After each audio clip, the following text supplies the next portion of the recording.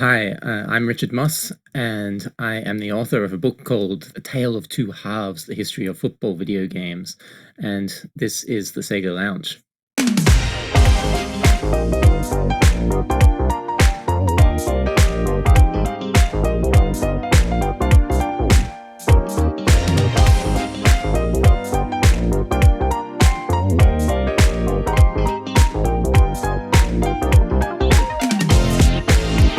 Welcome to the SEGA Lounge, where we celebrate our love for all things Sega, including the games, the music, and the community.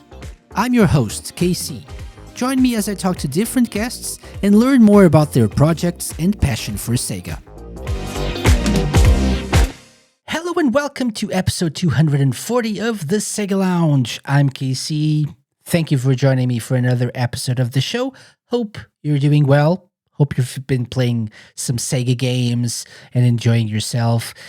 It's really nice to be back after our roundtable last week where we talked about Sonic X Shadow Generations. This week, we're pivoting a little bit and going back to one of our regular style shows with an interview. We've got a great guest this week, so I hope you enjoy what we have in store for you. But before that, let me remind you that if you wish to support us, you can do so by going to thesegalounge.com/support, buying us a coffee, buying some of our merch, like our 10th anniversary mugs, for example. Really nice, right? Anything helps. If you want to support the show, we'll be very, very grateful for your support.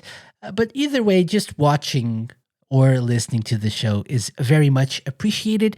We still have a few episodes to go before the end of the season, and I am personally working really hard on making sure that they are very entertaining and interesting for you.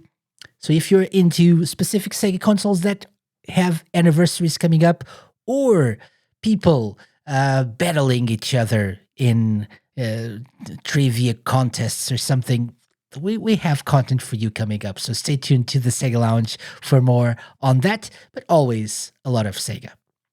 And now, let's talk about this week's special guest.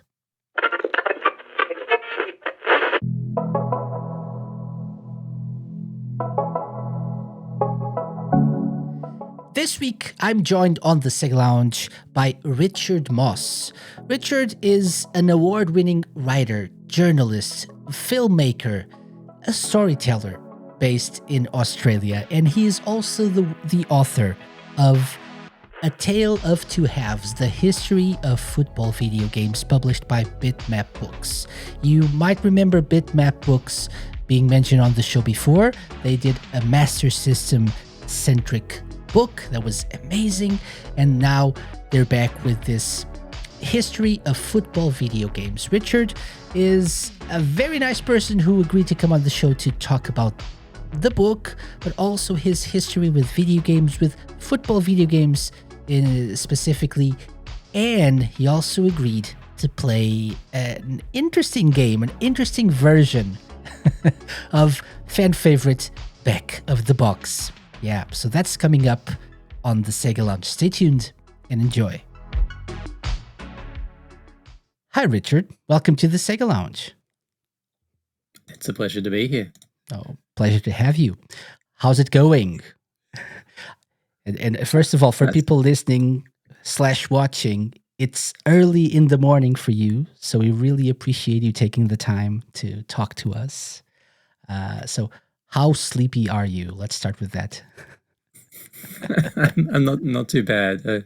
I've been up about an hour, so I've had enough time to kind of wake up, get my head going again, and not be a zombie anymore. That's great. So it's really nice to have you here. So for people not familiar with you, you're an award-winning writer. You're a journalist. You're a video game journalist as well. You're a filmmaker, a podcaster. You're a man of many trades. So let's start with that. How do you introduce yourself to a person who asks, what do you do? I typically, until recently, I would just say I'm a writer. and then sometimes they would conclude something completely off base. Other times they'd ask like, "What kind of writing?" Which is the smarter question. Like, what do you write about? Rather than just assuming, "Oh, okay, he must write this or something." I don't know why people make those assumptions, but that may have to change a little bit now that I so I've been making documentaries for a long time now, but for years it was just sort of podcast documentaries I'm doing in my spare time, hoping that one day it'll grow into something bigger. But then a few years ago, I started working on documentary films. First, I was a co-writer and a producer on FPS first-person shooter, this 4.5 hour massive thing about first-person shooter games. But now I'm solo in running another documentary. I'm writer and director on Terabytes, the evolution of horror gaming. Make sure I get the title right. And so like my executive producer, who the guy who runs the company that I'm working with, he's constantly in my ear like, Richard, you're not just a writer anymore, you're a filmmaker now. This changes everything. and so I don't know how that's going to shift. I think the shortest version that I will tell people now is like I'm a historian and a storyteller, since that sort of encompasses Encompasses, the big yeah. picture. Yeah, that makes sense. You can also use the slash method, right? I'm a writer Yeah. slash journalist slash filmmaker slash podcaster slash. So you can just do. But I like the storyteller. Yeah, that's a good one. That's a good one. Okay. And so I usually want to go back to the very beginning of whatever we're talking here. So I invited you on the show to talk about A Tale of Two Halves, a book which is the history of football video games. And by the way, just an aside for our biggest audience is from the US. However, from now on, US people, football is soccer, okay? So it's what you refer to as soccer. It's the actual sport where you kick the ball for most of the time, okay? So just with that like that aside, Richard, how did it all start? So you're very much into video games, I assume, because you've been writing about them for a long time. How did your love for video games start? I I think um, I think the very beginning of it was my brother. I've got an older brother. He's about 4 years older than me. And seeing him playing games on the family Macintosh Plus. So when I was very little tiny child, probably just born or something, my dad got a Macintosh Plus, this little black and white Mac. That that literally it was just black pixels and white pixels. That's all you had in those days, and occasionally my brother would be playing games on there. And so growing up, the earliest memories I have surrounding video games involve that computer. And I've told a story before about this particular game called Alternate Reality: The City, which is sort of an open world RPG. Before we had the term open world RPG, and I'm watching like Captain Planet or something on the TV, and then I hear this music start, and I turn around, and I go over to the computer, and that's my first clear memory of a game being played, and just being totally spellbound by this thing. This like alien spaceship is descending, and hearing the boopy music, and just mind is opened up to the potential of video games and these worlds they're in. And then it all just kind of grew from there. My brother, a few years later, um, did lots of like folding flyers and brochures and other little odd jobs to get some money so that he could buy a Super Nintendo. And and we got like a Game Boy each, and so we'd have family tournaments of golf and tennis on the Game Boy.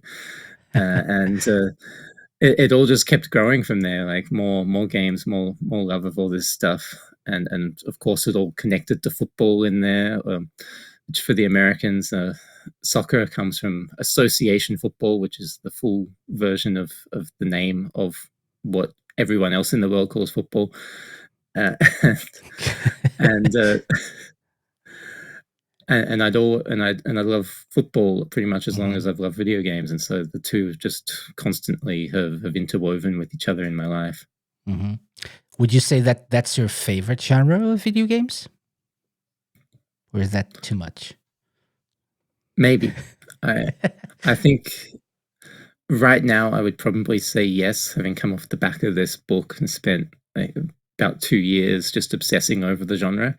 But if you'd asked me 5 years ago, I might have said no, it's up there, but my favorite genre is adventure games or something like that.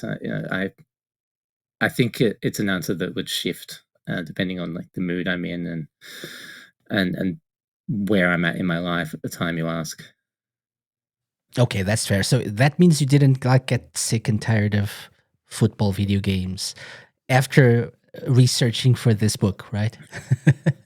No, no. I spent too much time playing some of the games that I was looking at, like far beyond the point where I needed to play them. I'd sometimes I'd have finished writing the entry in the book, and I'm still playing the game because I just can't stop. And since we finished the book, I've been playing almost every night. Uh, Winning 11-9 Liveware Evolution, which is Okay. the Korean version of Pro Evolution Soccer 5. And the thing about that, which would sound weird because like I'm not Korean, why would I be playing the Korean version? It's because at that point in time, Konami were continuing to work on their soccer games every year after they released the first one, which I think they do Japan first, and then they do Europe second, and then US, and then Korea. And each one was a little bit better than the last one. They'd patch it, they'd improve it a little bit. Okay. And so when you get to the end, you've got like the ultimate version of that game. And it doesn't matter that the commentators are talking in Korean because the English commentary is terrible. So, and so you just need a translation patch so you can understand the menus, and bam, you've got a really good game. It's Pro Evo 5 perfected, and Okay. that for me is one of the greatest football games of all time. So I've been playing that nearly every night for 3 or 4 months now. Excellent. Excellent. That's great. So that means that people who buy the book and read it will probably feel the urge to play a football game, at least one of the football games mentioned in the game, for months after they finish the book, right? I Let's hope say so. yes. Yeah, Yes. yeah. That's the goal. Especially, yeah, especially if you like football games, you'll find Mhm. something in there that can become your new obsession. Okay, yeah. It's funny you mentioned the commentary, which I don't think I haven't played like the most recent like EA football whatever it's called now, and like the is it what the eFootball. eFootball, right? Yeah. The Pro Evolution Soccer, newest version of Pro Evolution Soccer. But I don't remember ever playing a football game and thinking, "Oh, this commentary is amazing." It gets better in recent years. I know it gets better, but part of the charm of the older games as well, I think, was having that terrible commentary and like nothing happening on the pitch, and then wow, what a save or something like that. That was part of the charm. Do you feel that way too, or do you feel like it's better to just mute the sound of the TV when you're playing? No, I completely agree.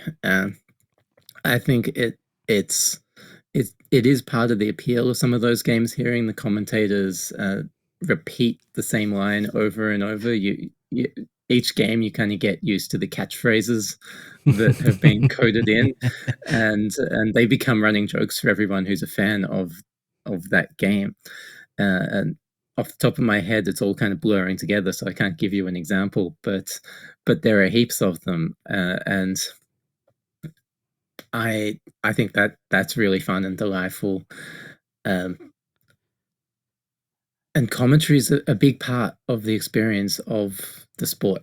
Like Hmm. you watch it on TV, it feels weird if you actually mute it and you don't hear the commentary and the crowd noises. It's really strange to watch, and it's the same when you're playing the games. I think you've got to get that whole ambience around it.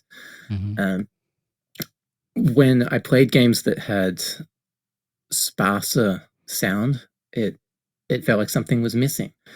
And there were obviously games where there's no commentary, particularly in the earlier days in the Hmm. 1980s. There wasn't like the technology to have fancy commentary on there. You didn't really have commentary as standard until you got into the CD-ROM era, where you've got far more room on the media to store like audio tracks of the people talking. But even before that, you'd have voice samples pop up all the time, particularly in arcade games. Like, you know, people will have played lots of um, people who are fans of the genre will have played lots of early arcade things like Virtua Striker is the most famous one, but Taycan is was really influential in back in the 80s. All these things they have sound effects. I'm thinking, what's the I'm blanking on the name of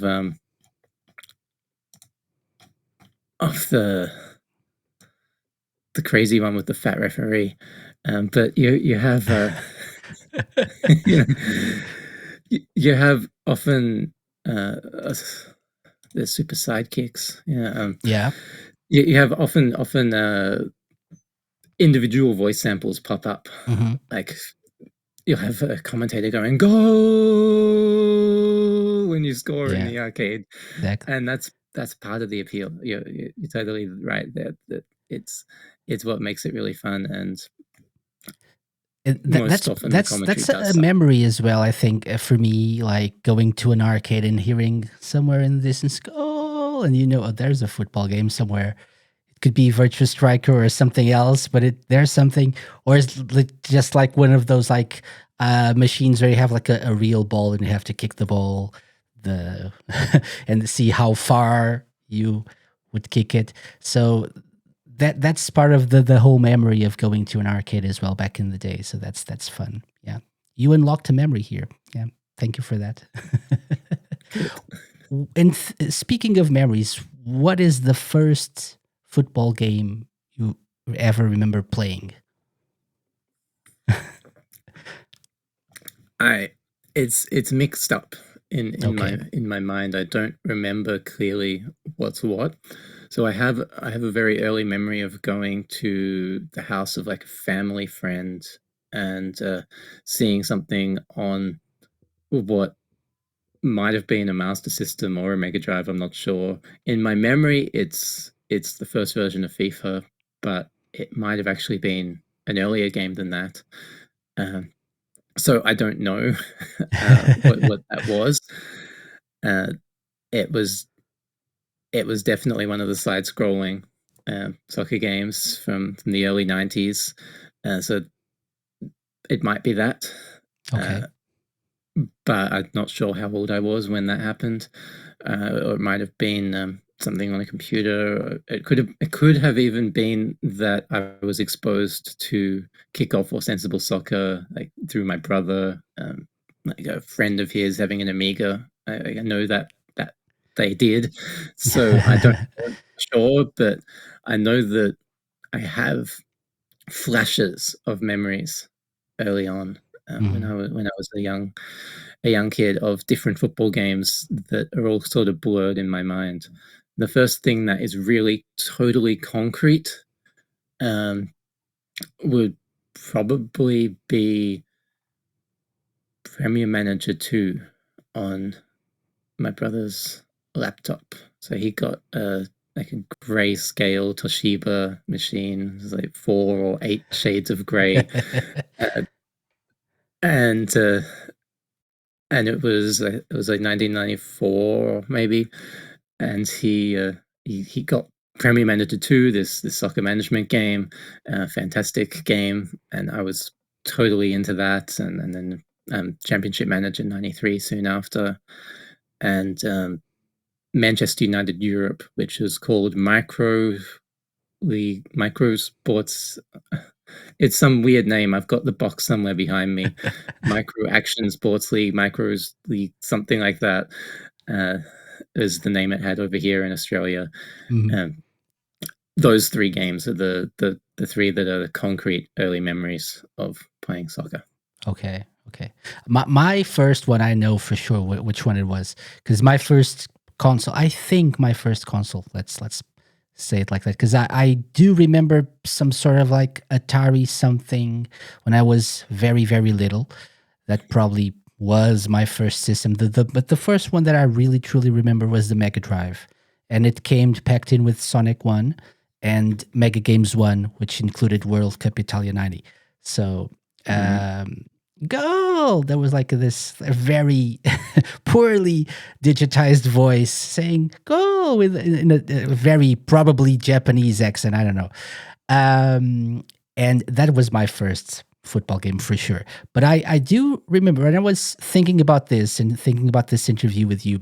I remembered something that I hadn't thought about in many, many years, which is my first like football management sim, which was a game that I don't think it's included in this in your book, which is Foot. So Foot was like a very like homebrew project for the ZX Spectrum by a Portuguese guy. I think he was. I remember reading about this many years ago. I think he was like a college student or something, and he created like a very basic football management sim in 80 something in the 80s, and he I remember playing that in my at my cousin's house, and that's the first memory of like a some sort of more strategic, like strategy, like game of any kind in the first football management sim that I've ever played before, like the championship managers and the football managers and stuff. That was the first one. So yeah, and that was another memory that I unlocked because of this show. So thank you for that, Richard. I'm hoping that when people get this book and look at it, it'll just unlock like hundreds of memories for them.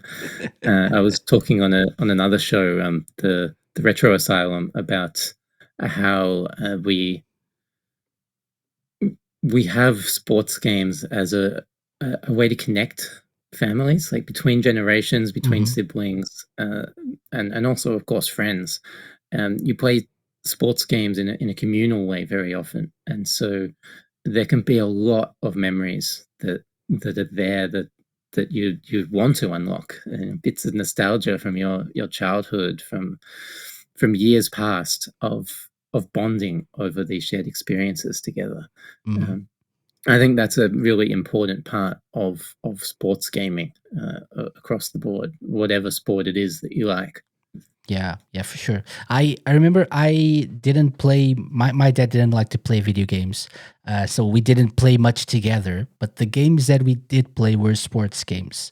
One of them was ATP Tour, a tennis game, and the other one that I remember was World Cup '94, World Cup USA '94, which is not a particularly good game.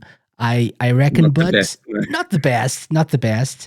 But it had like the mascot, like the little dog mascot, Yeah. everywhere, everywhere. And the menus were very confusing because sometimes they just used the dog. I remember them just using the dog to try to tell you what the menus were, what the options were about, but they were like not very intuitive and very user friendly, I think. At least from memory. That's what I remember from that game. But again, like you said, like a family moment, like it's we got together to play games. And we even played like one very long 90-minute game, like match, which was an option that In you World Cup, yes, yes, you could do World Cup that. USA. Yes, Oh you could man, do that. So we didn't know any better. Yeah, you did. We, I what was was a the kid. score? Like 100 goals each. I don't know. I can't remember that. I don't know if we've ever finished it, but maybe we didn't finish it. But I remember that was an option. We tried it once. It was I think we paused it several times. left the Mega Drive running, went to do something else, and then came back and kept going. Yeah, but you know, it's part of the legacy of these games. It's like these memories. Yeah, it's amazing, amazing. So let's go back to the genesis of this project. How did you? How did the idea come about? How did you end up doing this instead of maybe something else? Because I don't know if I've ever seen a book about this topic, about this specific genre of games, and we have a lot of books in recent years about like several different genres: adventure, FPS, specific platforms. But football games, I'm thinking this is the first one, right? Am I correct? Probably. There have been a few that I've found that are not in English language. Okay. There's a French one I think I found written by some journalists. That it's a different style of book, but there's that, and there are a few Spanish language things that are specifically about the PC football series, which was a big management series in Japan, in Spain. It was huge in Spain and Italy and Argentina. Also, there was an Argentinian version of it. Uh, so there's those in English. There's nothing that I've come across at this sort of scale, besides an academic book about FIFA, Okay. which is, as all academic books are, it's a bunch of essays that are vaguely connected to the game, talking about uh, big picture stuff. Okay. Um, but so the roots of the book, it goes back to the beginning. I'm sorry if there's noise in the background here. I've got a gardener outside Oh, okay. making noise. No worries. No Uh, worries. it just kicked in again. Um, so when I started writing professionally, it was actually doing genre history. I had responded to an open call out from Ars Technica, the tech website, for writers. I pitched them a history of adventure games. And to my shock and surprise, they said, yes, please do it. We want thousands of words about this. And when I had submitted a draft, they then asked me to make it even longer. So my first paid article was like 8,000 words long, which was pretty wild.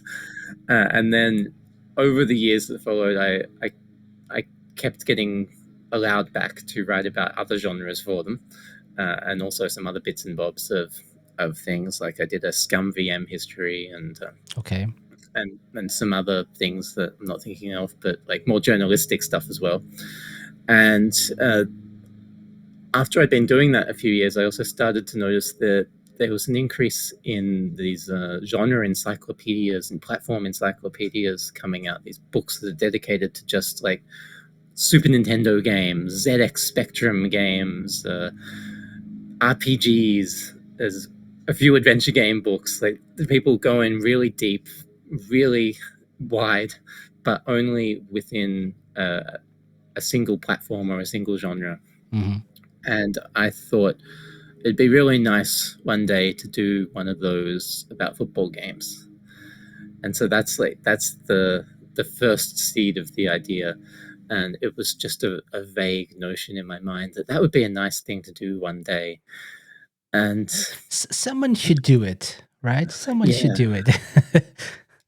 yeah. And then I went off and I actually wrote my first book, which is just barely above my head here. You can see the bottom of it, The Secret History of Mac Gaming. It's the yellow one. Yeah. Um, and I spent 2 years doing that book. It actually got received very well, which I was delighted by. It sold fairly well. These days, it is with Bitmap, the publisher, on my new book. That's how we got connected together. Bitmap picked up the rights when it went out of print. And then I went and I did another book, Shareware Heroes, the renegades who redefined gaming at the dawn of the internet. It's like a journalistic style piece about in So, indie games before we had the term indie. And so what you're seeing on the screen there, that's the Mac Gaming book, yeah. uh, which made with a lot of love and some really nostalgic bits in there for anyone who saw a Mac back in the day. Um, Hmm. Beautifully designed by Darren Wall, who runs Read Only Memory, Yep. another fantastic Yeah. publisher. Good friend of the show as well. Yeah. Mm. So I did those, and then I I'm continuing to do like freelance work on the side, and I started doing more documentary work. I wanted to do another book project, and I went to Sam at Bitmap, and I said, "Here are three ideas for what I could do next. I want to work with you on a new book," and this was one of the three. And he he loves football games too. He it's his favorite genre, and so he said, "Yes, let's do that one." And here we are. Hmm. Two 2+ years later. I don't even remember when it was exactly that we first talked about it. Hmm. Hmm. Okay. And did the idea evolve in that time in regards to what kind, how to cover this? Because you could Yeah, go, you could have chosen to go like, let's focus on a specific series, like the FIFA series, or on a specific time period, like mm, the maybe 8-bit to 16-bit time generations or something. Uh, but you went a slightly different route, and you cover a mm, lot of like a long yeah, period of time here, and different genres within the genre of football video games, right? yeah, yeah. So the earliest feeling was I'd like it to cover all kinds of football games, including games that aren't sports games but are just football themed, because I think that's really interesting to look at. Well, what have people done with just taking the notion of we're making a game about football, and it might be that you're actually like kicking the virtual ball around, or it might Okay. be that you're managing the team, or it might be that you are playing an adventure game and you've lost all your players and you need to go around town finding them, which is what one of them is about.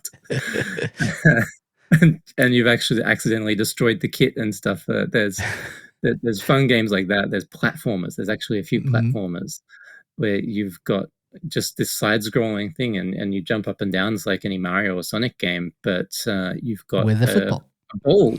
Yeah. You've got a ball that you can kick at your enemies. It's instead of jumping on their heads, you kick the ball into them, and maybe you use the ball to get some coins that are up high instead of doing a double or triple jump. Um, so there's been some creative approaches to the just taking the theme of football and applying it to different games. I thought that would be really interesting to look at all of that. Hmm. But it's just, sorting out the time period was a bit of a process. We could have gone really narrow and just like gone, let's do the 2D games, say. There's another Bitmap book about first-person shooter games that's just 1 decade, and that's a good idea. But I thought for this genre, it was more interesting to me to look at the technology, to have the technology kind of be the backbone of this thing, because you can see almost a straight line from the first game 40 years ago ish to 45 years ago, I guess, to the present day. There's almost a straight line from there to here. And so that march of technology made sense to me as the through line. And that kind of coalesced into this idea that, well, you've got the 2D era and you've got the 3D era, and there's actually a transition roughly in the middle between the two, which is nice and convenient. And Sam came up with the title, A Tale of Two Halves, which I thought was Makes very sense. clever. Hmm. And it's nice playing off the the thing that people say all the time. Like I have a Twitter search I've done, A Tale of Two Halves, and I see like 30 tweets a day of people saying it was a tale of two halves about the latest game that they've just watched. So it's really deeply intertwined with the sport. Hmm. Uh, and and then narrowing down the time period, I thought was just a way to give it a bit of focus and not make it something that I'll spend 5 years on. Um, but also, as I did research, it became pretty clear that, well, the genre didn't really exist before 1980. Hmm. So that's why we just have like a sort of a warming up or preseason. I forget what the section title is, but we've got a section that is just a narrative, a quick few pages narrative history of games before 1980 Hmm. in the genre, which is mostly Pong.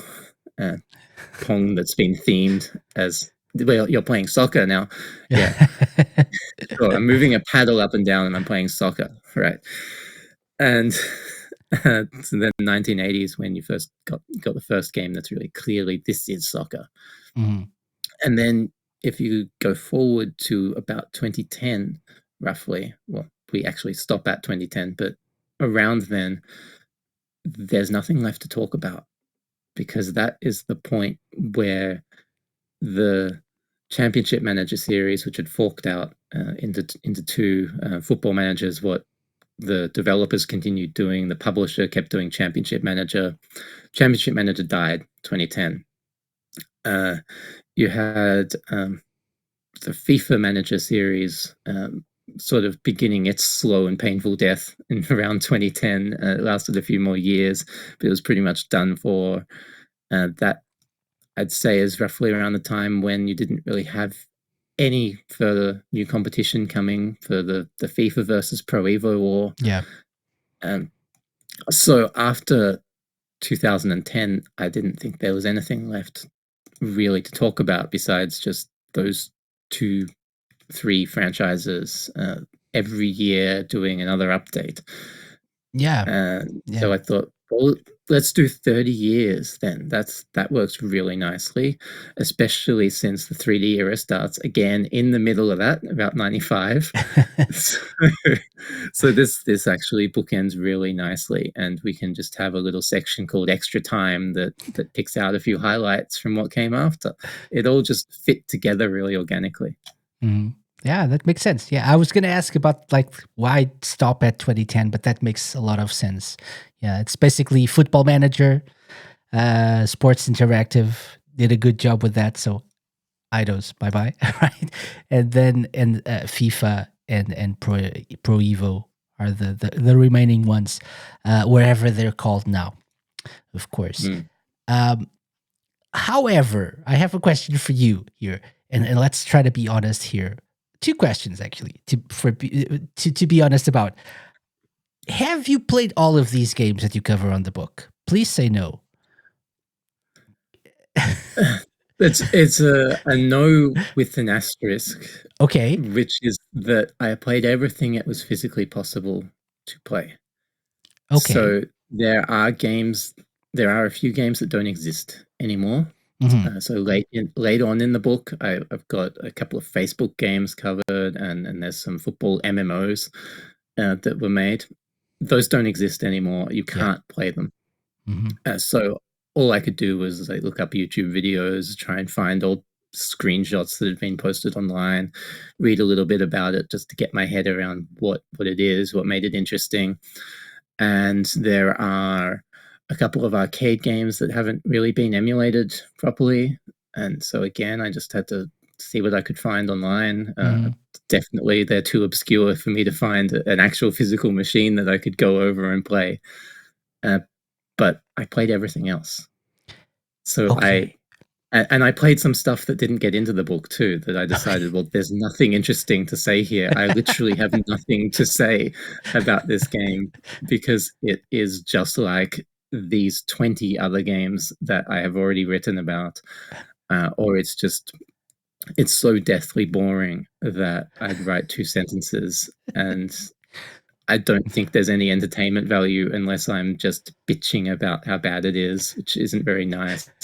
I mean, we did have a section called the relegation zone, but I wanted to keep that really short. Okay. Focus on what's interesting. So we had it's 9 or 10 games in there that are among the worst ever, and I just wrote a short paragraph about it without being too mean. Um, But so I actually played, I think, 500-ish games over the past 2 years, Okay. and it's a lot of games. Yeah, yeah. So I said please say no because let's be honest. How do I put this nicely? So several, not to say many, not to say most of these games perhaps are not that exciting. Like they probably haven't aged well. Let's put it like No. that. No? Yeah. So that's what I was asking and saying please say no. So you went through the trouble of playing most of these games and more, which is amazing. How so looking back, Richard, um, why do you think so many of these games were like so poor? Was it time constraints? Was it like the technology itself? Was it like they were trying to make money out of something they knew would probably sell because it's football? All of the It's above. yeah, there's a lot of things going on. I think you could boil it down, and I'll expand a bit, but you could boil it down to two things. One is that it's actually really hard to make a good football game, and the other is that because it's the most popular sport in the world, a lot of people see like money, and Yeah. they're just this is a license to print money because everybody likes soccer. So I'm just gonna put out my soccer game and money. I'm gonna have money now. It's just, this is all I gotta do. Maybe I get a license of some famous player, and bam, I can just Yeah. slap it on anything, and I'll get some money. Yeah. There aren't. I don't think there are really that many games that are that cynical, but there are a lot of games that clearly uh, were not were not a big issue to the creators of like we need to make this great. It's sort of more we got to get this out quickly and Mhm. just whatever it is, just get it out and let's hope that we can make a few bucks from it. Uh, get in there while we can, while there's a trend or something. Especially with tournament games, they're often done quite fast and it's purely for the license. Yeah. But most games being bad, I think comes down to developers not realizing how hard it is to make something good. And if you think about the way the sport works, you've got 11 players on each team. So that's 22 people on a field. And this is not like basketball. I mean, basketball's shifted a little bit now. It's a little bit more organic, but everyone plays a set position and you have a very well-defined role. And each player, like, this guard marks this forward. That's their job. They spend the whole game just following each other around. And what one team scores, then they find each other, and that's what they do. They're one on one all the time, and it's a smaller court.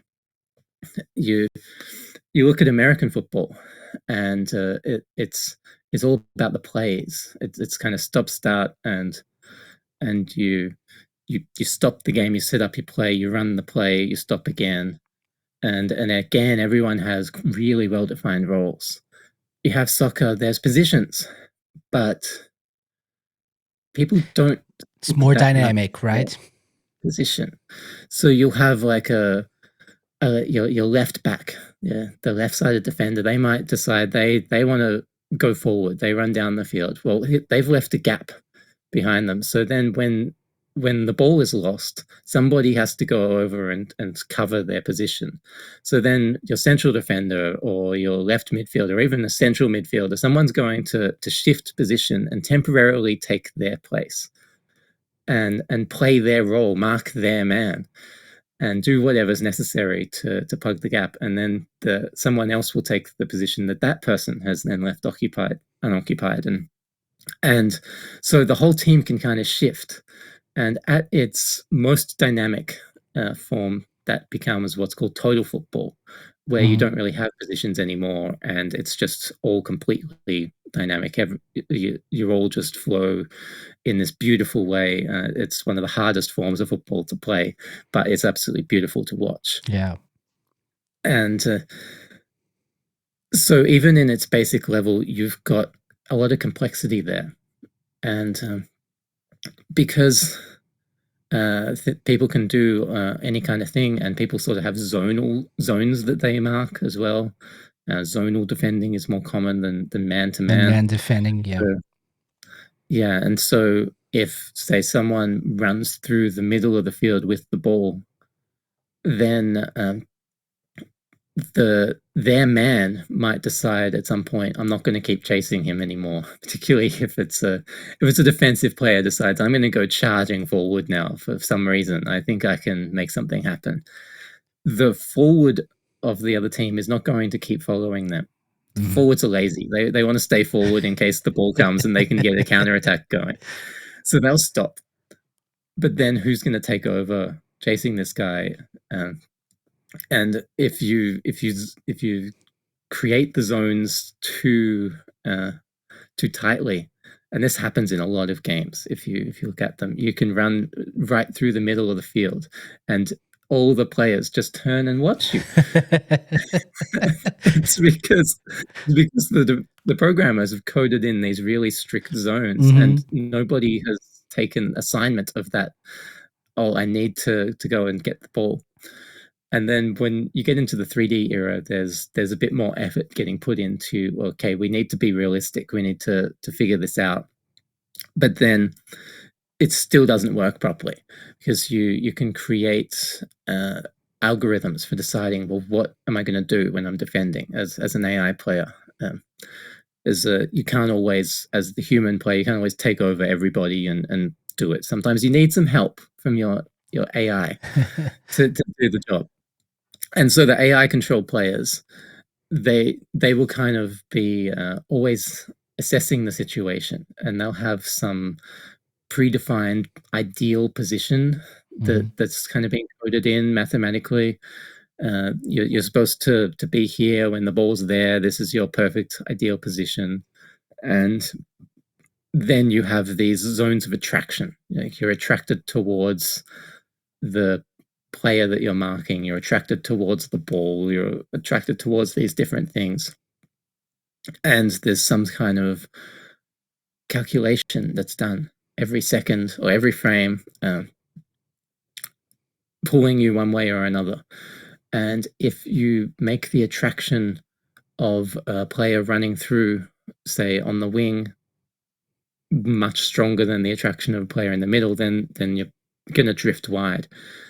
But if that attraction is done too much, well, then suddenly there's a huge gap left in the middle. And because this is a sport that's all about negative space, it's all about exposing That's where the true. gaps are, Yeah. then the other team goes, thank you very much. I'm going to kick the ball into that empty space. I've got another player who can run into that. Bam, Mhm. we got a goal. That's how it works. I've written in the book as well that it's basically a game of triangles.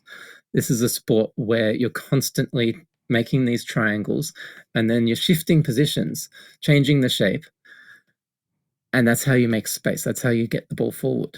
It's actually very simple. That's why they call it the beautiful game, The beautiful because game, yeah. it's just, when it's done well, it's just movement. It's just all dynamic movement of Hmm. players creating these nice looking geometric shapes and kicking the ball to each other.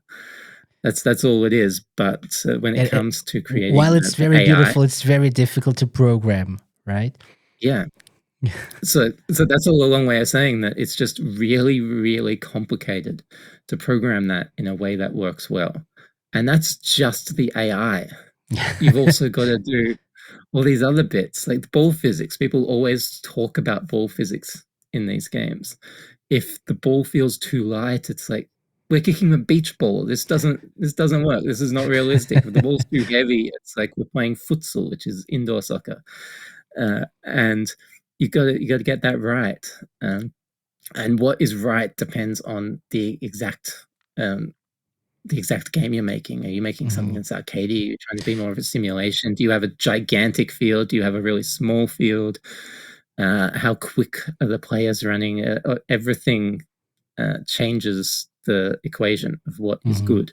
Mm-hmm. And then you got animations, and if you're doing a 3D game, then you're probably doing motion capture, and the motion capture is really difficult. You've got to keep in mind that in real life, people are always constantly shifting their gait. They take small steps, they take big steps to kind of line up their bodies with the ball. But to programmatically do that until quite recently was almost impossible. So that's why you'd have the ball suddenly warps to the player's feet. Like there's some magnetic attraction, and the balls just Yeah. move to their feet because that was the easiest way to do that. Mm-hmm. Uh, some games, particularly the Pro Evo games and Virtual Striker, they figured out ways to get the timings right, so they didn't do much of that, and it's very impressive. Mm-hmm. Um, but they were the exception. Nearly everything had this issue of the ball just having a magnetic attraction, and then once it's at their feet, it's sort of like there's Velcro on their shoe and on the ball, and it's just stuck to them until they kick it on the next person. Yeah, you turn Uh, the player and the ball like just like rotates with the player like attached to their feet. exactly, Yeah, yeah, yeah. That's true. and it looks hilarious, and so I could just keep going of going through the technical challenges, Mm-hmm. and Mm-hmm. there's still design issues of, well, how you make it fun, how do you make it feel like a really dynamic game, how do you want to balance it, uh, do you want to be really simulation-y, do you want to just be pure fun, how often do you want to have stoppages for fouls, how outrageous do you want to allow the tackles to be, uh, how much curve do you want players to be able to put on it? Do you want to put in aftertouch, where the way the player is holding the joystick will shift the Mm-hmm. curl of the ball on the screen? It's there. It just keeps getting deeper and deeper and more Yeah. complicated. And I don't think anyone really realized this when they started making a football game. They would find this out as they're going, this is actually really hard. And the most can't think of the word, but like the example that comes to mind is this game called Club Football. It's a Hmm. licensed game from Codemasters. Was hated on a lot when it came out. It was supposed to be like a FIFA and Pro Evo killer. Uh, it was completely licensed, like one club per game. Like, this is the Manchester United game. This is the Real Madrid game. We have got the full club license. We have the kit that looks exactly like their kit because they have given us access to their new uniform. Like, for the Americans, the uniform that they've before the season given Mm-hmm. them access to that in a locked room. Here, you can take your pictures, do the models that you need, so that the players will look exactly like that. And we've given you access to every player, so every guy in the team has gone into this machine and had their body scanned so that they'll look exactly like the player in the game. And so it's all been licensed down to these really minute details. I believe this is And the game for people watching. yes, Yes, yeah, that's the one. And so it looks quite lovely, doesn't it? it does. And when you play it, it becomes really clearly apparent. Okay, they've tried to do something that's like Pro Evo. But the problem is, and I interviewed the producer on this. The problem is that they didn't finish the engine really.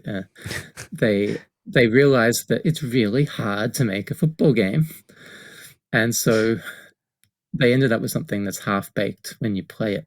Hmm. Um, and it's the studio head had a conversation with him after they'd done LMA Manager, which is very popular and successful, and actually very good also, console management game on the Mm-hmm. PlayStation. It was the one that figured out how to do console controls, just like the shoulder buttons. you'd go through menus just with Change the menus, shoulders yeah. instead of having a mouse cursor that you control with your joystick, which always was horrible. So they were successful with LMA Manager, and then the studio head kind of took him aside and asked him about, well, can we do something to take on these big guys? Can we do anything? And the producer's response was that no, well, you can't. They've got the market all sewn up at this point. The only way you could do anything, and this was his big mistake that he said this. The only way you could do anything was that if you licensed the clubs, because they've got all the licenses. The only way you could do it was if you went directly to the clubs. And he thought, well, that's going to be it for that. But oops, a few They months did later, that. the studio head comes back to him and says, all right, we've done it. We've done what? we've talked to some of the clubs, and they're really into the idea. So let's do it. and And then now he has a problem in his hands. You needs to create something. And he was still high on confidence, so he thought, oh, maybe I can pull this off. And no, he couldn't pull it off. And he said to me when I interviewed him that what we should have done was spend 2 years just prototyping, just building the engine out, just figuring out how to make a good soccer game, and then get the licenses and everything else. They didn't do that. They spent like 18 months or something, a year to 18 months on the game, and they put out 30 versions of it or whatever it was, different licensed versions, and the press and the fans gave them unending shit for it, because here's something that's so slick that plays so poorly. You guys should have known better. Yeah, visually appealing, but very poor gameplay, right? So that's a very good explanation. It makes sense why when we go back and try to play those games that maybe we grew up with, they're not as great as we. That's true for many games, but football games in particular, especially when you've played like more recent ones that make use of recent technology, better technology, are like iterations of year after year experimenting and like coming up with new stuff and improving the engine. So when you go back to those early versions of games, they're not as good as we remember them. Yeah, makes sense. Okay, Richard, we're going to take a quick break because you're on the Sega Lounge. So we want to focus a little bit on the Sega side of things, right? And when we come back, I have a surprise for you. Yeah. Cool.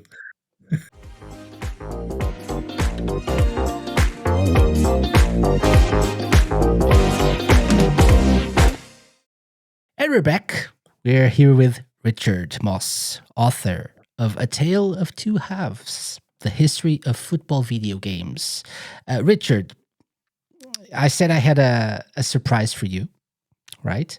Because this is the Sega Lounge, and there's a tradition here. We always have something I like to call the Sega Lounge Challenge. Now that you know our guests, it's time to put them to the test. It's the moment we've waited for, and the moment they dread. Welcome to your doom. I mean, welcome to the Sega Lounge Challenge.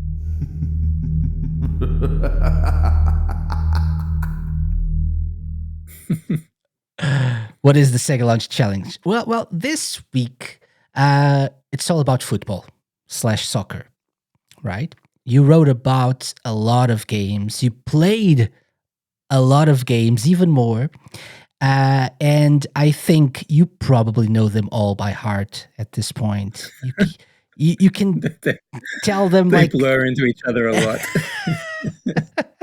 So what I decided to do this week, I have something that I sometimes do on the Sega Lounge Challenge, which is called Back of the Box.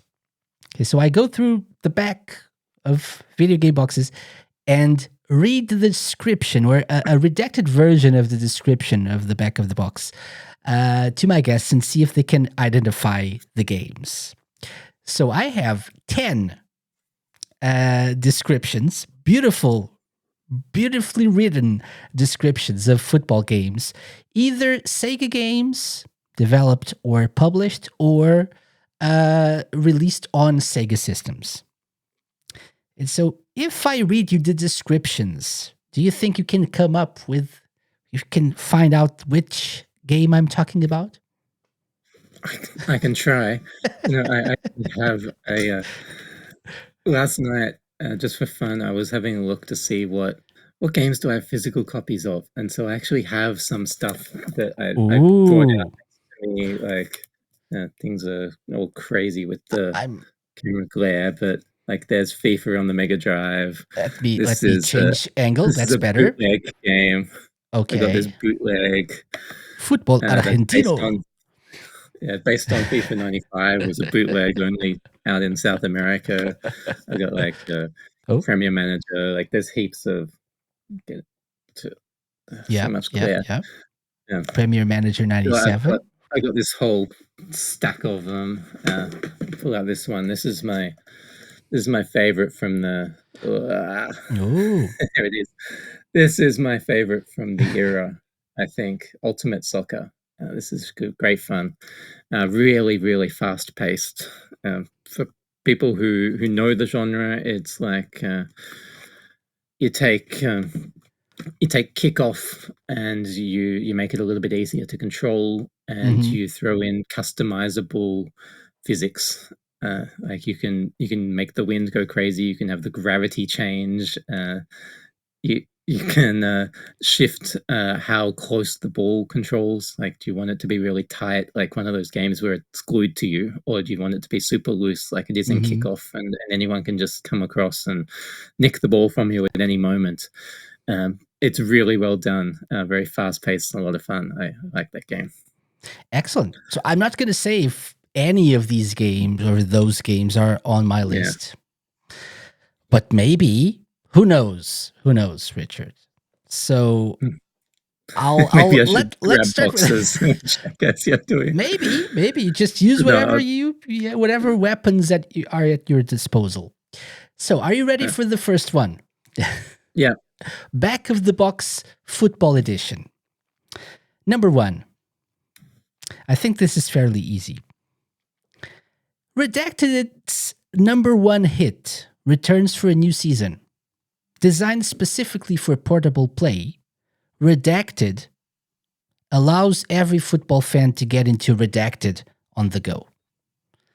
Developed exclusively for PSP, includes network play, data editing, user friendliness.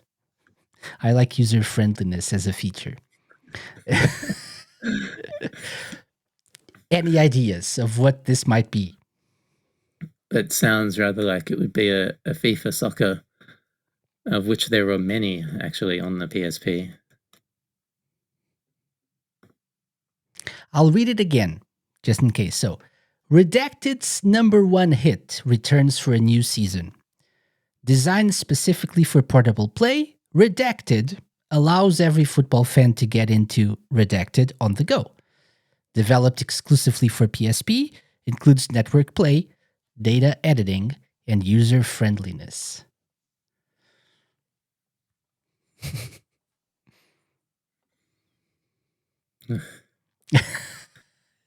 Yeah, I'll give you an extra clue I, because this is so very broad. So it's something 2007. I don't know if that 2007. helps. Huh. And that's the last clue. 2007. So I'm waiting for your answer now. Mm. You got me wondering here now. Like, what are the PSP games that I know? It's Redacted's number 1 hit. And it includes user friendliness, which is nice.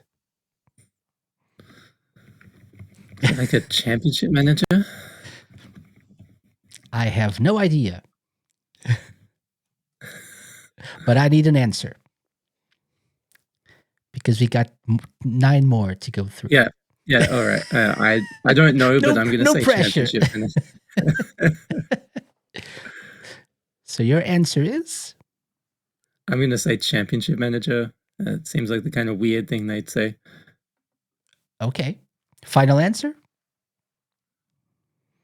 I'm pretty sure that's wrong. Yeah. So, championship manager, maybe 2007, right? Hmm.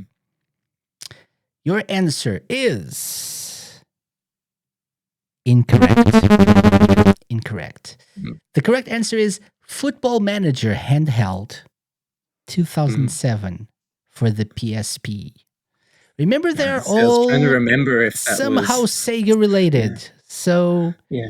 and I was trying to remember if that was the like if they had it, if they had the years on the first one. yeah. Yeah. So the unredacted version is Sports Interactive's #1 hit returns for a new season. Designed specifically for portable play, Football Manager handheld 2007 allows every football fan to get into Football Manager on the go. That's it. Okay, so no points for this one. Let's see if we can get this next one, which is number 2. Ready? This one has to be, this is in all caps. Bring home the cup. Bring home the glory.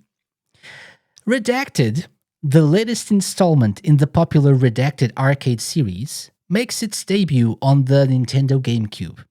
With 64 international teams to choose from, this fast and furious paced game recreates the sport of soccer like never before. I'm guessing that would be Virtua Striker 2002.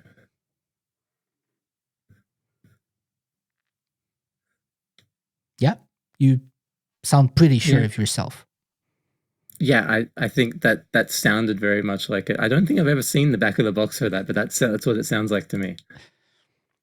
So all of these that I'm reading are from the UK/PAL versions of the games. Yeah. So I find it interesting that they went with recreates the sport of soccer like never before.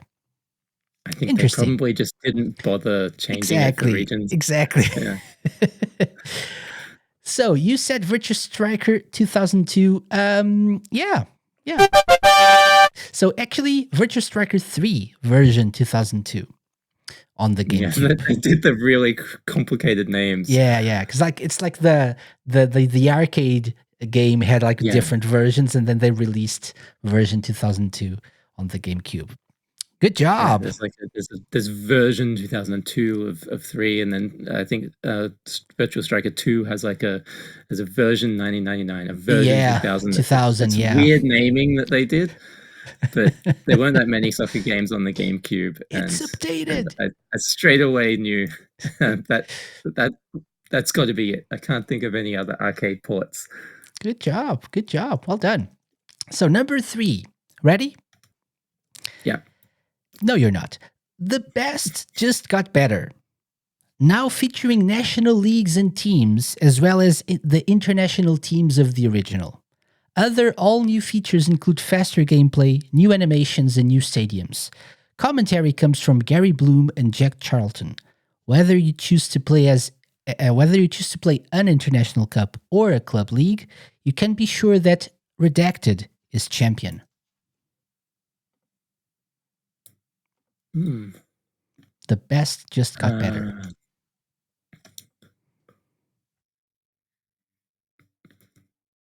Actua, maybe, or Victory Goal. Yeah, I don't know. I have to take a guess on that one. I'm thinking it would either be Actua 2, but I don't know if that was on the Saturn. So I'll say it would be one of the Sega Worldwide Soccer games. Maybe Sega Worldwide Soccer 97. Just throw out there, I guess. Why? Why 97 specifically? Well, the first one in English language was was international teams only, I think, and then that was the second one, the top of my head, in that series that was in English language and that had club teams. Okay. Final answer? I'm not Yeah, saying let's go anything. with it. I'm just waiting for your answer. This is a very tense game. So your answer is Sega Worldwide Soccer 97, right? Yeah. I'm torn, Richard. Because you just said everything right except for the title. So the answer is Sega Worldwide Soccer 98. Really? Because 97 97 was didn't the have first club one. teams? Yeah. No, because They they didn't, I don't think 97 had it was like the year, was just Sega Worldwide Soccer, I believe. no. I could be wrong. There's a title. There's a name. There's a year on it. So Oh, there is. Yes, the you're right. first You're one, right. the first one was International International Victory victory Goal, goal. Yeah. Yeah. which was also called Sega Worldwide Soccer somewhere, Mhm. I think. And then they did 97, and I thought 97 was the one that brought in club teams, but I guess it was Was 98. 98. Very close, though. Very close. So this was Sega Worldwide Soccer 98 Saturn version. So, of course. Okay, let's go with number 4. If you get this, I'll give you 5 points, 10 points either. So, incorporating state-of-the-art visuals and animation, which is so realistic you'll be handing out the oranges at halftime. There are over 32 national teams and club teams from all the major leagues across Europe, so you can either challenge the World Championship or compete for title glory in a domestic league competition. Combine this with the ability to alter in-game strategy and tactics, create and edit your own team, complete with individual player creation features. This is the choice for any true football fan. This is the choice for any true football fan. The choice. So if you consider yourself a true football fan, Richard, you'll know this game because it's the choice. Right, and it's something Sega related. It's something Sega related. Couldn't be more I Sega realized related than this. And they made all the best soccer games outside of Virtual Striker, right? I am. I think I'll. Let me just check. That's not UEFA Striker. So I am. I was thinking about maybe it being something later. Could it be like Virtual Pro Football, which was not a great game, but it tried to be. That's going to be my guess. I think that might be way off base, but I'll go with that one. Are you sure? let's put it You in. could be Otherwise, I'm just going to right. start looking stuff up. Okay, so your answer is Virtual Pro Football. okay. And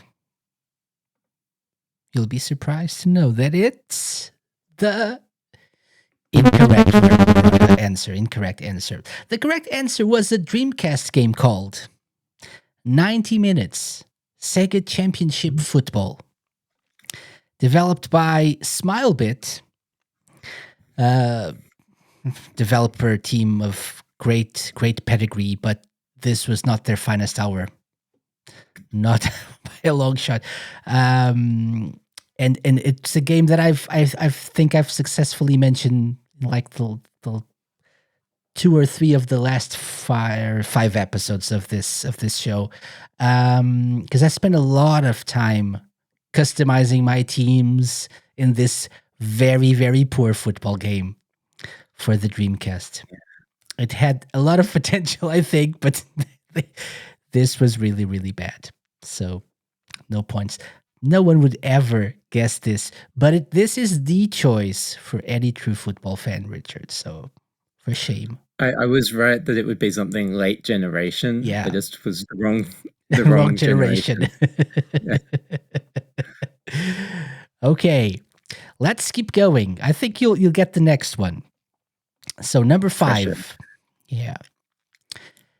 Redacted kicks off against an international set of stars for the prized Redacted. To win, you'll move swiftly through the qualifying rounds onto the final tournament, where only the best are lined up for intense competition. So Redacted kicks off against an international set of stars for the prized Redacted. To win, you'll move swiftly through the qualifying rounds onto the final tournament, where only the best are lined up for intense competition. Actually, don't know that. That sounds like it's Japanese though. They wouldn't put that like on a FIFA. It's too non-specific.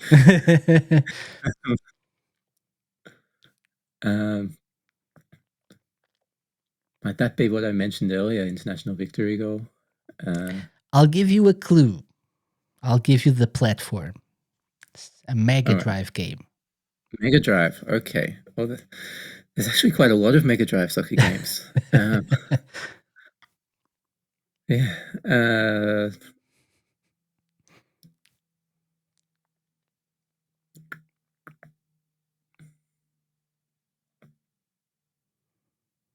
Which one could this be? Let me just check something here. Oh, geez, the writing is tiny. Okay, well, it's not that. Is it at in least, the back of any of those boxes? Version.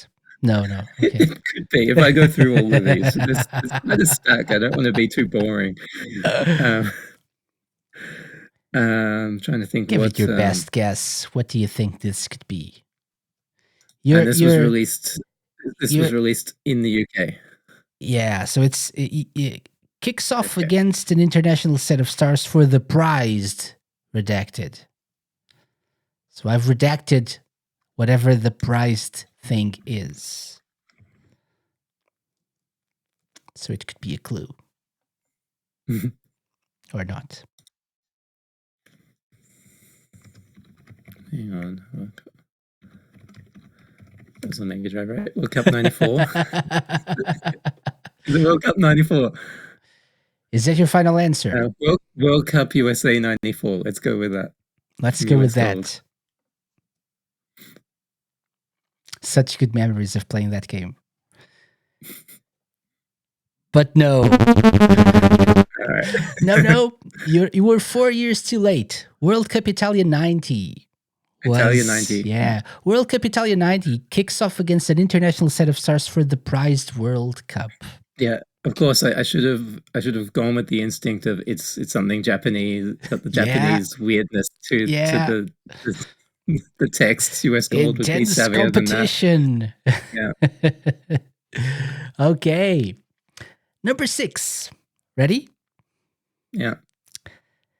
Take charge of your favorite club or national team from all over Europe in a whole host of different cup and league competitions. With all the atmosphere of European soccer at its highest level, you and your friends can take a squad of 15 players on to cup glory. There's no other football game quite like it.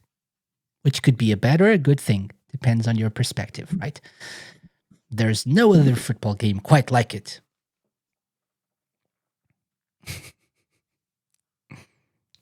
Okay, Richard is now going through all the boxes on his desk. Sorry, I'm just trying to find it. I had one that instantly came to mind, and which was? It's not what it's on my box.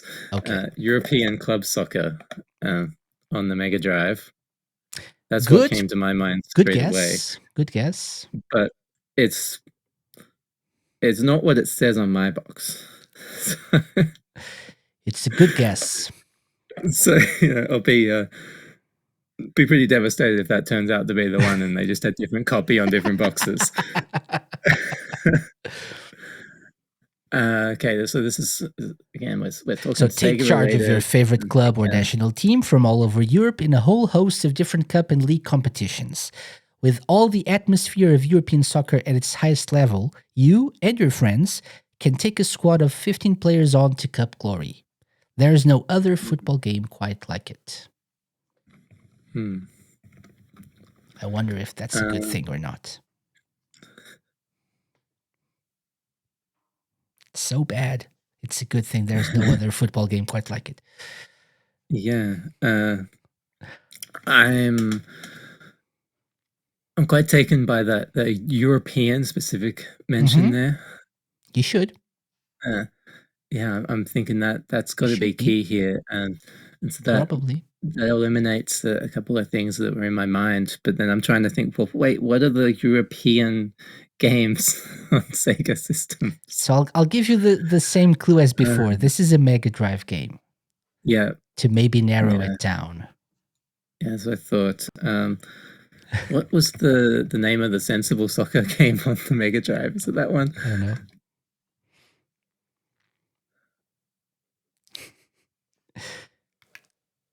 They call it. Is it like European Champions? That was a game on the Mega Drive, wasn't it? Maybe. Could have been. Who knows at this point? I'm checking the titles here, trying not to cheat and look up the actual descriptions, just trying to get the names of the games. So what's your answer? What's your guess? Is it Sensible Soccer European Champions? Final answer? Yeah.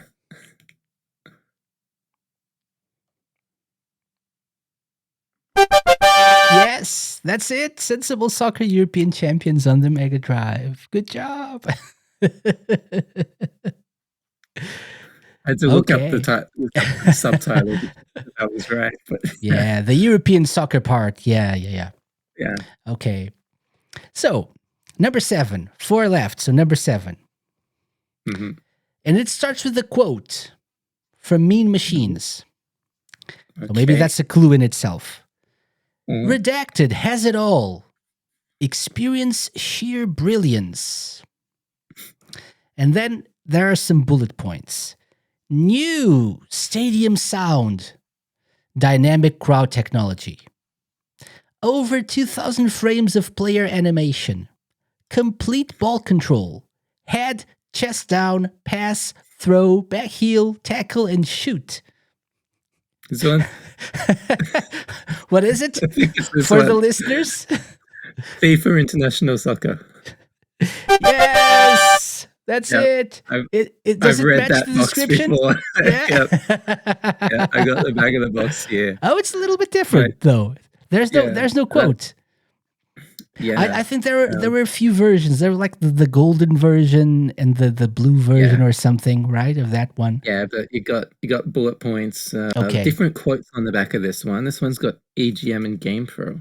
Oh. I think I've got the American American version one. Yeah, probably. Yeah, I got the American release of that one. Okay. But you can head, chest down, pass, throw, back heel, tackle, and shoot the ball.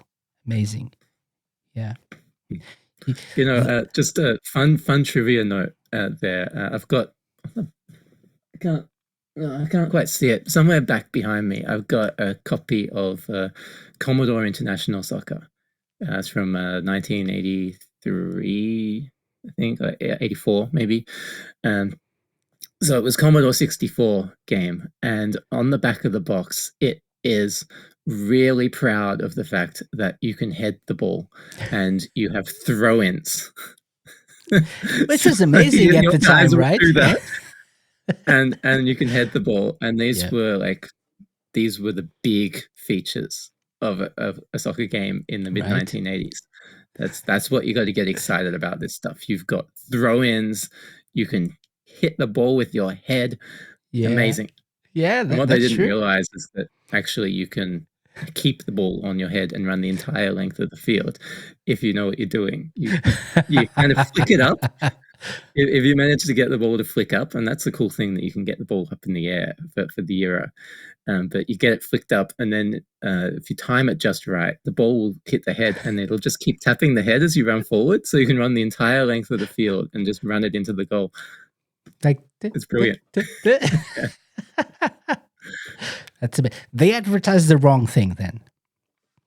I see. I don't think they knew. Amazing. Okay, so let's go for the final 3. Number 8. From the creator of Redacted, the best-selling series of football games, comes Redacted, a game so packed full of features and advanced gameplay, you'll still be at it when friends kick off the next World Cup. That's great. Yeah. I'm pretty sure I've got that back there, and I should read the back of that box because I like that. Football Manager 2005. Why? It's from the creators of something big, and it's something incredibly deep and absorbing. It's got to be a sports interactive game, and that's the game that they made after they stopped doing Championship Manager. So that's my first thought. Interesting. But does the Friends World Cup something match with that? I'm not saying it doesn't. I'm just thinking out loud.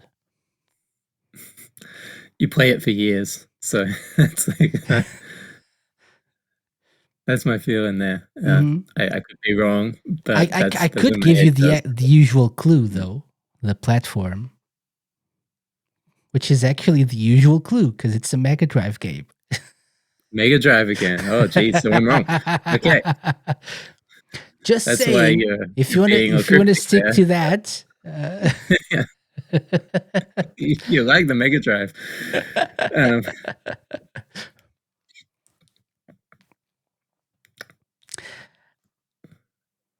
So the clue here, it's the creator of something, and that something is the best-selling series of football games. Yeah. According to the back of this box. And then they went on to do something else, perhaps. So you were, could be Sports Interactive, would make sense, but...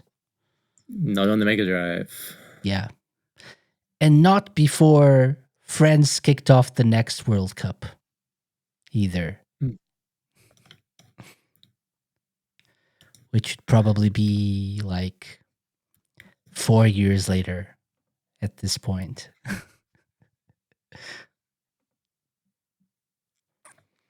So my head then goes to World Cup 98, but I'm like, hang on, I don't think there was an official World Cup 98 game on the Mega Drive. There was Road to World Cup 98, but that's still got FIFA. Yeah. I don't know why they would say from the creators of on that, but maybe I'm just going crazy. Or maybe you're not. Yeah. Maybe you're onto something. Because otherwise I'm like, how could you say that about the US Gold game? Oh, could be.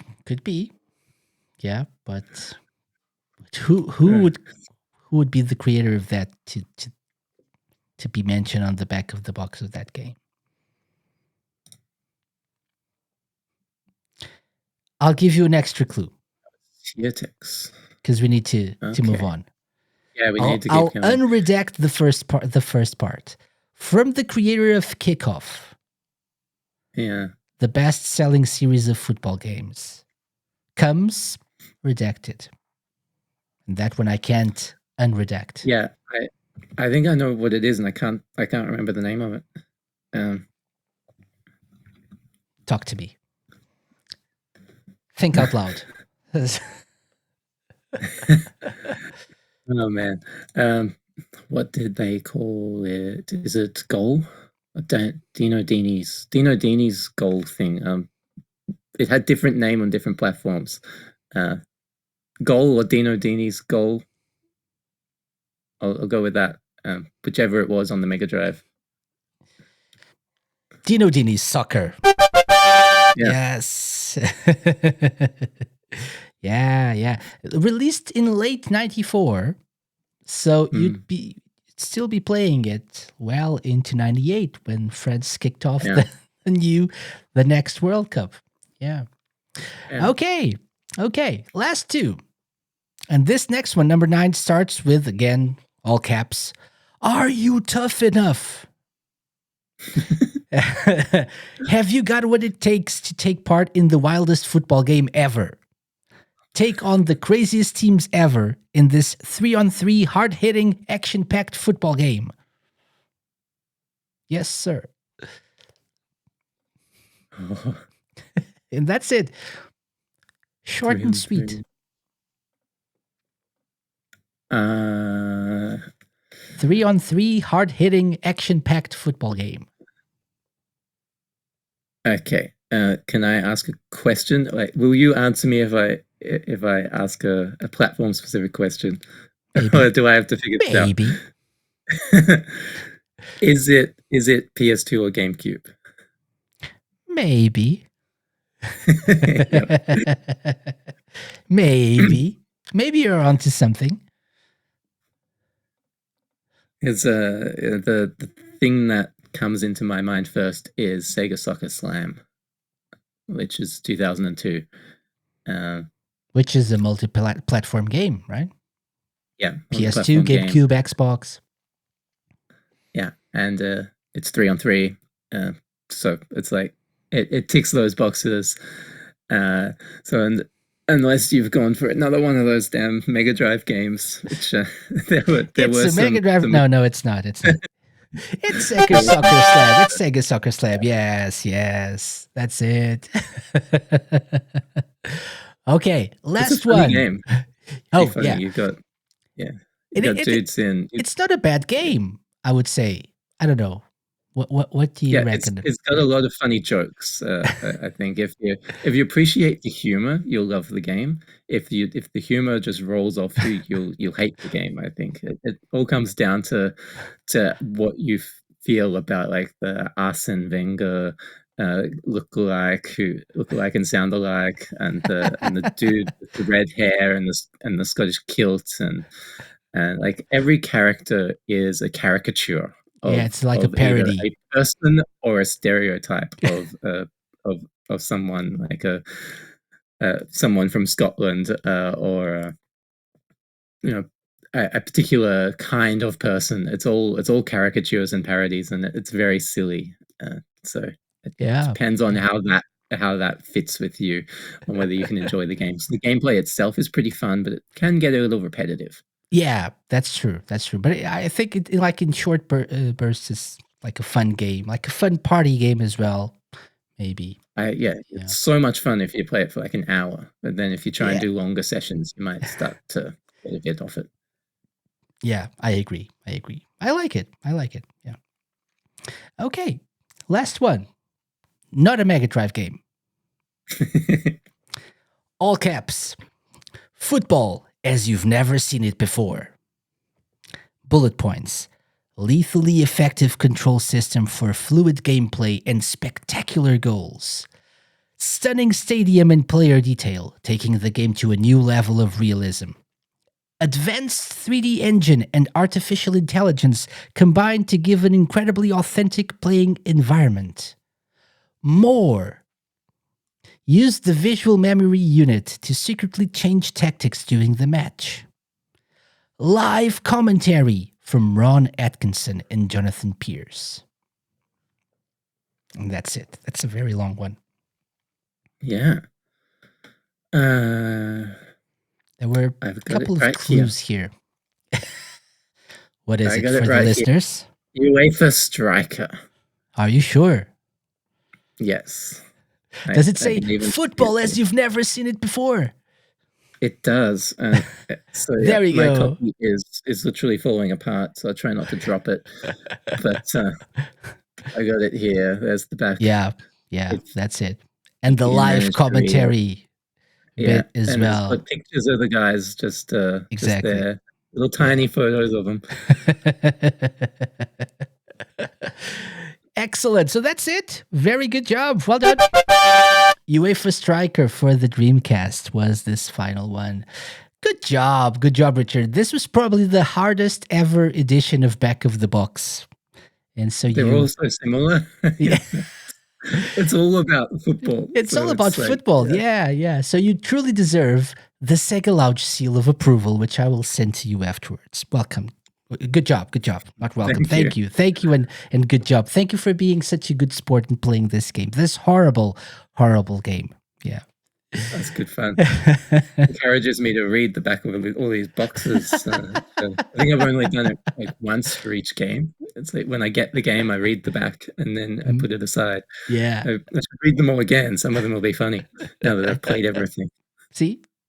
Yeah.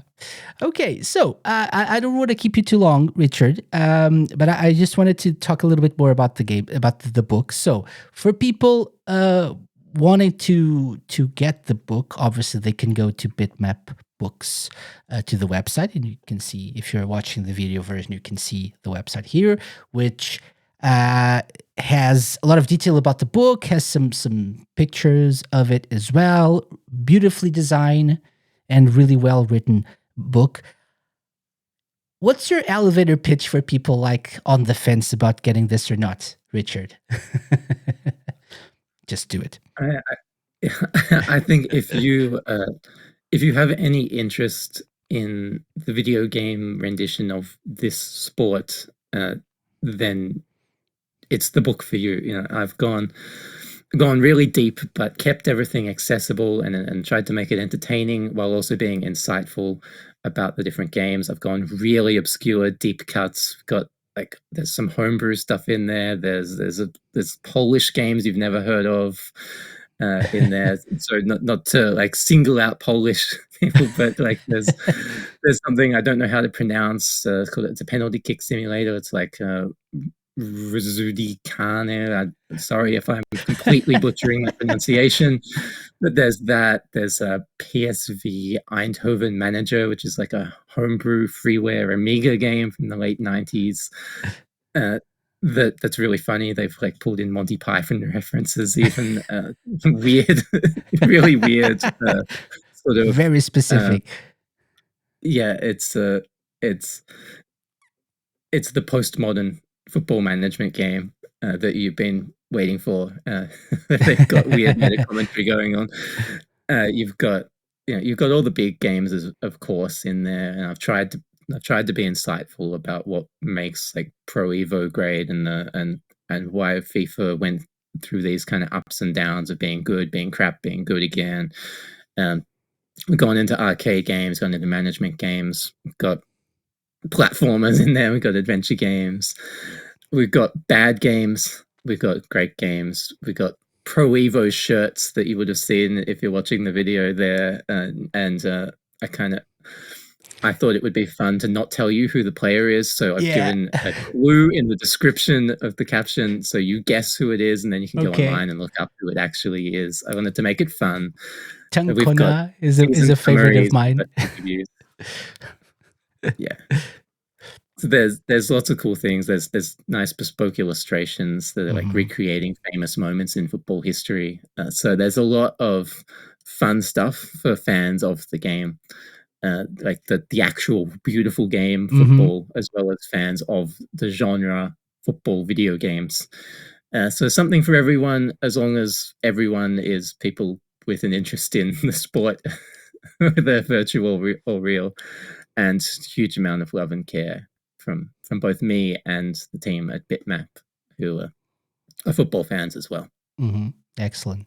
And for people listening / watching to the show, we've talked about Bitmap before with the Sega Master System book that I own. It's a beautiful and brilliant book as well, very well made. So it's going to be a quality publication here, but also obviously if this topic interests you, this is the book to get. For the Sega audience of this show, Richard, can we expect a lot of Sega related games? There's quite a lot of Sega, particularly in the 90s. Um, no, the Mega Drive was like the de facto game console for soccer. If you if you wanted to play the genre in the 90s, then nearly everything's on the Mega Drive. So there's lots there. Um, there's some really cool stuff on the Saturn and the Dreamcast, and of course there's some great arcade games. The Virtual Striker series is phenomenal. Even if it didn't innovate that much on the gameplay, the technology behind those games is exceptional. The like Virtual Striker 3 and 4 uh, still look as good as games now do, like the latest FIFAs do. So it's just phenomenal that, and you get some little Sega obscurities. There's some Japanese only games in there, um, and you get a few Sega games from after they stopped making hardware too, like Sega Soccer Slam. We talked about. I mentioned Virtua Pro Football earlier, which was their attempt to do something like Pro Evo. So there's lots of Sega bits, and of course, Football Manager is now a Sega published thing as well. So there's Sega kind of mixed all the way through the book. Yeah, yeah, for sure. You mentioned, I can't remember the name now, but there's, what is it? There's like a 1974 arcade, a Yeah. goal kick, right? That is in the game, in the book as well. I wasn't really aware. I don't think I remember seeing it before. So that's a nice mention there that people will Yeah, probably be interested in knowing yeah, more, a it's one of little the bit more about. one of the very earliest Hmm. games that was made about this genre, and they had another one in '77, which I think was just called Soccer. Off the top of my head, World Cup. It was called World Cup, Hmm. and that one. So the goal kick one is basically Pong, but the second one, World Cup, it actually was trying to be something along the lines of football, and it was one of the earliest games that used a trackball. So it's like this Hmm. two-player game with a giant trackball that you slide around with your hand to tell the players where to go. So you're probably going to learn something if you're into Sega history. There'll be something in there that I hope you won't have heard before. Excellent, excellent. So that's A Tale of Two Halves: The History of Football Video Games by Richard Moss. Richard, lovely to have you on the show. So thank you so much for taking the time. I have a question that I usually ask all my guests, and I wanted to ask that question to you as well. Are you familiar with the concept of blast processing? Yes, but I cannot Yeah. define it for you. Oh, no one can. If But you wanted me to do that. it's no. So back in the 90s, especially in Yeah, America, Sega said that the game. Sega Genesis had blast processing to beat the competition, to be faster and more powerful than the competition. So I usually ask this to most of my guests: if you could add blast processing, whatever it is, to anything in the world, what would it be and why?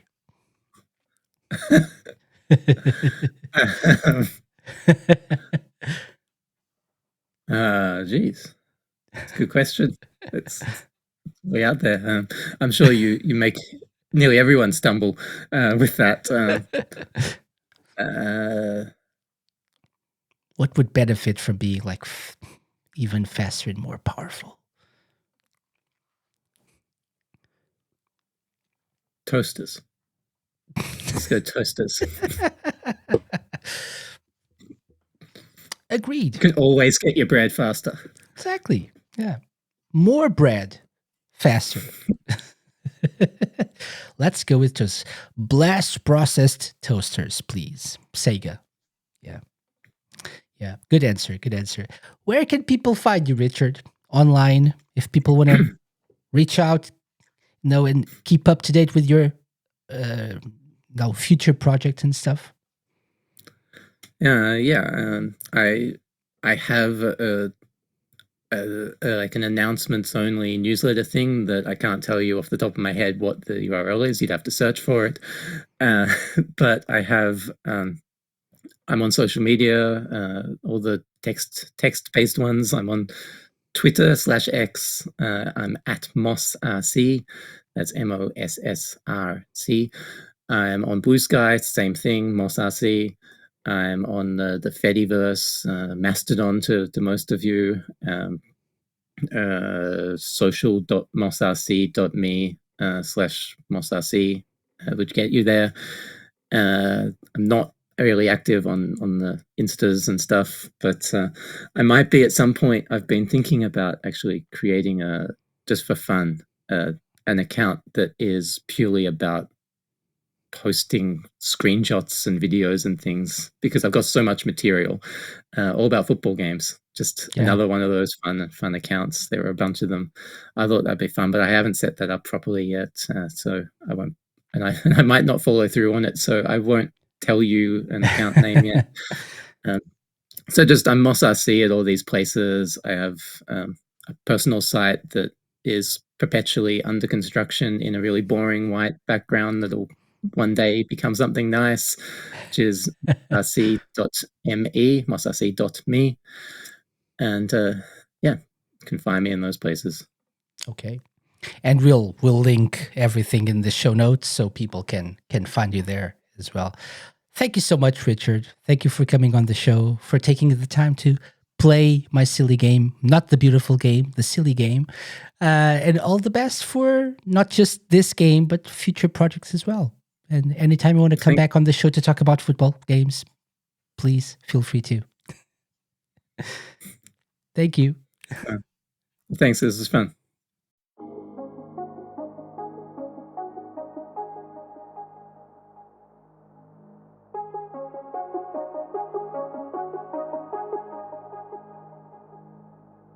That's it for our talk with Richard Moss. You can get A Tale of Two Halves, the history of football video games, over at the Bitmap Books website. Links will be in the show notes. And also be sure to check out Richard's social networks and stay up to date with his future projects, including his horror game, a documentary that's coming up next year. Thank you very much for listening/watching to the SEGA Lounge this week. As I said at the beginning of this show, we have a lot of content still coming for the rest of the season. So if you're into SEGA and if you've been enjoying what we've been doing, feel free to follow us on your podcast app of choice, including, TerraPlayer, terraplayer.com.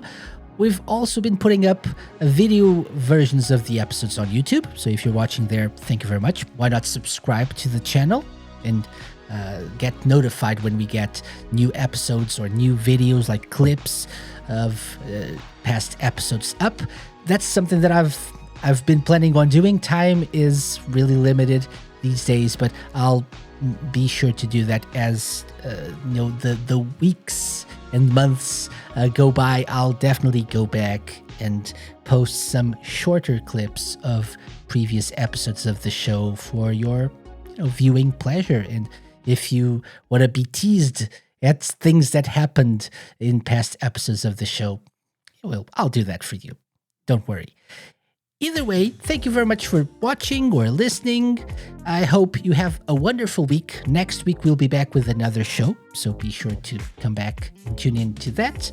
Until then, take care, stay safe, play some SEGA games. I'll be back then. Bye-bye.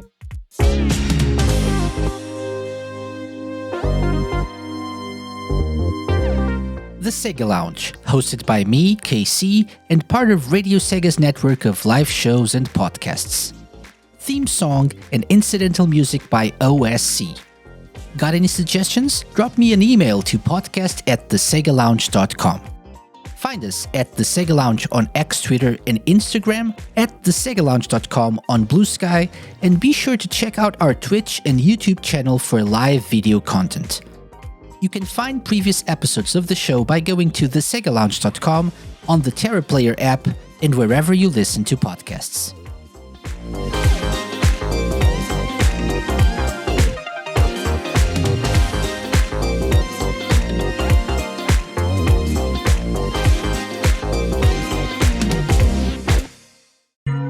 a Mixed on Productions podcast.